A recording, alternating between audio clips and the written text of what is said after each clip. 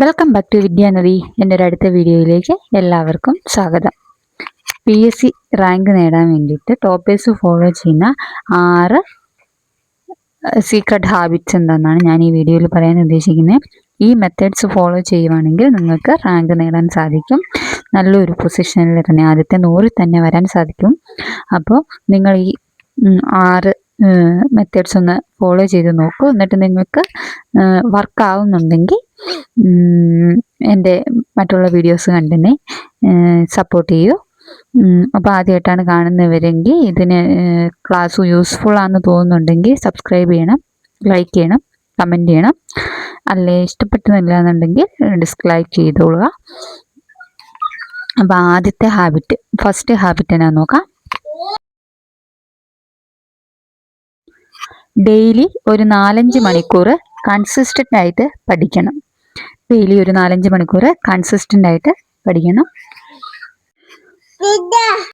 അപ്പോൾ അതിന് മെയിനായിട്ട് മടി ഉണ്ടാകരുത്. നിങ്ങൾ ഒരു ദിവസം പോലും മടി വിചാരിച്ചിരിക്കരുത്. അങ്ങനെ വിചാരിച്ചാൽ നിനക്കൊരു റാങ്കിൽ കയറാൻ പറ്റില്ല. അപ്പോൾ ഡെയിലി ഒരു 4-5 മണിക്കൂർ കൺസിസ്റ്റൻ്റ് ആയിട്ട് പഠിക്കണം. അതിന് ഇന്നിപ്പോൾ പഠിക്കുന്ന 4-5 മണിക്കൂറിൻ്റെ ടൈം ടേബിൾ തലേ ദിവസമായി തയ്യാറാക്കി വെക്കണം.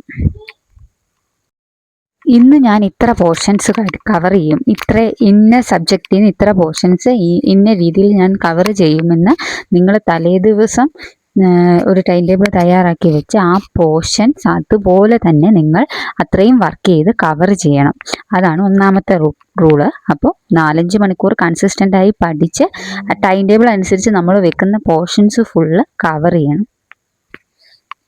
രണ്ടാമത്തത് previous question paper maximum workout ചെയ്യണം. നമ്മളൊരു previous question paper maximum workout ചെയ്യണം. അതിന് ചുമ്മാ പ്രീവിയസ് ക്വസ്റ്റ്യൻ പേപ്പർ വർക്കൗട്ട് ചെയ്താൽ പോരാ, ഫുൾ മാർക്ക് ആ ക്വസ്റ്റ്യൻ പേപ്പറിൽ കിട്ടുന്നവരെ അത് റിപ്പീറ്റ് ചെയ്യണം. ആ ക്വസ്റ്റ്യൻ പേപ്പറിൻ്റെ ആൻസർ പഠിക്കുമ്പോൾ അതിൻ്റെ ഓപ്ഷൻസ് നമ്മൾ വിശദമായിട്ട് പഠിക്കണം.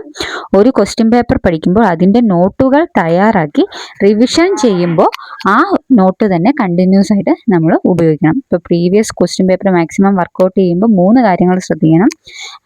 ഒരു തവണ വർക്കൗട്ട് ചെയ്ത് നിർത്തരുത്. ആ ക്വസ്റ്റ്യൻ പേപ്പറിൻ്റെ 100 മാർക്കും നമുക്ക് കിട്ടുന്നവരെ ആ ക്വസ്റ്റ്യൻ പേപ്പർ വർക്കൗട്ട് ചെയ്തുകൊണ്ടിരിക്കണം. അതിൻ്റെ ആൻസർ പഠിക്കുമ്പോൾ അതിൻ്റെ ഓപ്ഷൻസ് വിശദമായിട്ട് പഠിക്കണം. അതിൻ്റെ ആൻസർ മാത്രം പഠിക്കാത്ത അതിൻ്റെ അകത്ത് ബാക്കി 3 ഓപ്ഷൻസും അതിൻ്റെ അകത്ത് എന്തുകൊണ്ട് വന്നു എന്ന്, ചുമ്മാതെയല്ല, ആ ഓപ്ഷൻസ് അവിടെ ഇടാൻ എന്തുകൊണ്ടാണ് കാരണമെന്ന് പഠിക്കണം. ആ ഓപ്ഷൻസും പഠിക്കണം. ഒരു ക്വസ്റ്റ്യൻ പേപ്പർ പഠിക്കുമ്പോൾ അതിൻ്റെ നോട്ടുകൾ തയ്യാറാക്കിയും വെക്കണം. അപ്പം നമ്മൾ ആ 4 എണ്ണത്തിൻ്റെ നോട്ട് ഷോർട്ട് നോട്ടായിട്ടോ അല്ലാതെയോ തയ്യാറാക്കി വെച്ച് നമ്മൾ റിവൈസ് ചെയ്യുമ്പോൾ ആ നോട്ടായിരിക്കണം ഉപയോഗിക്കേണ്ടത്. അല്ലാതെ എല്ലായ്പ്പോഴും പല പല നോട്ടുകളായിരിക്കരുത്. ഇനി മൂന്നാമത്തേത് സെൽഫ് നോട്ട് ഉണ്ടായിരിക്കണം. നമുക്കൊരു സെൽഫ് നോട്ട് ഉണ്ടായിരിക്കണം. നമ്മൾ പഠിക്കുന്ന പോർഷൻ ഏതുമായിക്കോട്ടെ, നമ്മൾ പഠിക്കുന്ന ഭാഗവുമായി ബന്ധപ്പെട്ട പ്രിൻ്റഡോ അല്ലെങ്കിൽ നമ്മൾ സെൽഫ് റൈറ്റ് ചെയ്ത അല്ലെങ്കിൽ ഗൈഡോ എന്തോ ആയിക്കോട്ടെ, ആ നോട്ട് നമ്മുടെ കൈവശം ഉണ്ടായിരിക്കണം. എപ്പോൾ പഠിക്കുമ്പോഴും ആ നോട്ട് ഉപയോഗിക്കുക, റിവിഷൻ ചെയ്യുമ്പോഴും ആ നോട്ട് ഉപയോഗിക്കുക. ഒരു നോട്ട് തന്നെ കണ്ടിന്യൂസ് ആയിട്ട് പഠിച്ചുകൊണ്ടിരുന്നാലേ നമുക്കത് തറവാവുള്ളൂ. അല്ലെങ്കിൽ പല പോയിന്റ്സ് പലയിടത്തുനിന്നായിട്ട് പഠിച്ചിട്ടുണ്ടെങ്കിൽ നമുക്കത് മനപ്പാടമാവില്ല. അപ്പം നമുക്ക് റാങ്കിൽ കയറാൻ പറ്റത്തില്ല. 4, നമ്മൾ റോങ് ആയി മാർക്ക് ചെയ്യുന്ന എല്ലാ ആൻസേഴ്സും നോട്ട് ചെയ്ത് എവിടെ തെറ്റിയെന്ന് വ്യക്തമായിട്ട് മനസ്സിലാക്കിയിരിക്കണം. നമ്മളൊരു ക്വസ്റ്റ്യൻ പേപ്പർ വർക്കൗട്ട് ചെയ്യുമ്പോൾ അതിൽ നമുക്ക് തെറ്റിയത് എവിടെയാണ് തെറ്റിയത്, അത് എന്തുകൊണ്ടാണ് നമുക്ക് തെറ്റിയതെന്ന് നമ്മൾ വ്യക്തമായിട്ട് മനസ്സിലാക്കി ആ റോങ് ആയിട്ട് മാർക്ക് ചെയ്ത ആൻസേഴ്സ് നോട്ട് ചെയ്ത് വെക്കണം. അപ്പോൾ വീണ്ടും നമ്മൾ ആ തെറ്റ് റിപ്പീറ്റ് ചെയ്യാതിരിക്കും.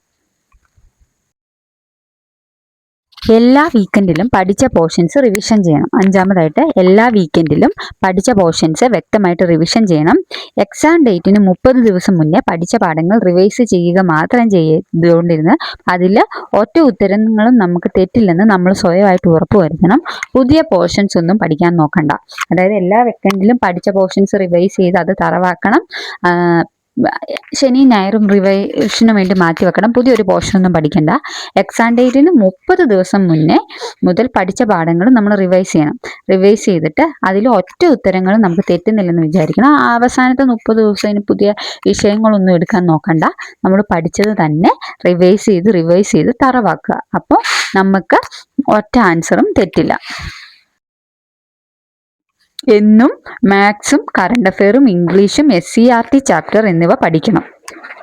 എന്നും മാത്സും കറണ്ട് അഫെയറും ഇംഗ്ലീഷും SCERT ചാപ്റ്ററും പഠിക്കണം. അതായത് മാത്സിന് നമുക്കൊരു പ്രത്യേക മാർക്കുണ്ട്, കറണ്ട് അഫെയർസിന് നമുക്കൊരു മാർക്കുണ്ട്, ഇംഗ്ലീഷിന് ഒരു മാർക്കുണ്ട്. പ്രസ്താവന ക്വസ്റ്റ്യൻസ് ചോദിക്കുന്നത് SCERT എന്നായിരിക്കും. അപ്പോൾ ഇത്രയും പഠിക്കാൻ സമയം മാറ്റി വെച്ചിട്ട് ബാക്കിയുള്ള സബ്ജക്റ്റുകൾ പഠിക്കാനാണ് നമ്മൾ അതിനും സമയം കണ്ടെത്തണം. പക്ഷേ ഈ സബ്ജക്റ്റുകൾ എന്നും കണ്ടിന്യൂസ് ആയിട്ട് പഠിച്ച ആ പോർഷൻസ് നമ്മൾ കറവ് ചെയ്യണം. അതൊക്കെ നമുക്ക് കംപ്ലീറ്റ് ചെയ്യാൻ പറ്റുന്ന പോർഷൻസ് ആണ്. ഇത്ര പോർഷനെ പഠിക്കാനുള്ളത് നമുക്ക് കംപ്ലീറ്റ് ചെയ്യാൻ പറ്റും. അപ്പം അതിന് വ്യക്തമായ ഒരു ടൈം ടേബിൾ ഉണ്ടായിരിക്കണം. മാത്സിൻ്റെ സിലബസും കറണ്ട് അഫെയറിൻ്റെ സിലബസും ഇംഗ്ലീഷ് SCERT ചാപ്റ്റേഴ്സ് ഏതൊക്കെയാണ് ഇമ്പോർട്ടൻ്റ് ഇതൊക്കെ നോക്കി വെച്ചിട്ട് അതെല്ലാം വ്യക്തമായിട്ട് പഠിക്കണം. അപ്പോൾ നിങ്ങൾക്ക് ഉറപ്പായിട്ടും, ഇതെൻ്റെ ഉറപ്പ്, നിങ്ങൾ ഈ മെത്തേഡ് ഒന്ന് ഫോളോ ചെയ്ത് നോക്കിയേ, അടുത്ത റാങ്ക് ലിസ്റ്റിന് LDCയോ BVOC LDCയിലോ VFAയിലോ അല്ലെങ്കിൽ LGSലോ പ്രിലിംസും നിങ്ങൾക്ക് ഉറപ്പായിട്ടും കിട്ടും. നിങ്ങളൊന്ന് ഈ ഞാൻ പറഞ്ഞ ഈ മെത്തേഡൊന്ന് യൂസ് ചെയ്ത് നോക്കി കുറച്ച് ദിവസം പഠിച്ചിട്ട് ഒരു ക്വസ്റ്റ്യൻ പേപ്പർ ഒന്ന് വർക്കൗട്ട് ചെയ്ത് നോക്കിയേ, നിങ്ങളുടെ മാർക്ക് ഇൻക്രീസ് ചെയ്യുന്നത് നിങ്ങൾക്ക് തന്നെ കാണാൻ പറ്റും. നിങ്ങളൊന്ന് ട്രൈ ചെയ്ത് നോക്കിയിട്ട് എനിക്ക് കമൻറ്റ് ചെയ്യണേ. അപ്പോൾ താങ്ക് യു ഓൾ. അടുത്ത വീഡിയോ ആയിട്ട് കാണാം.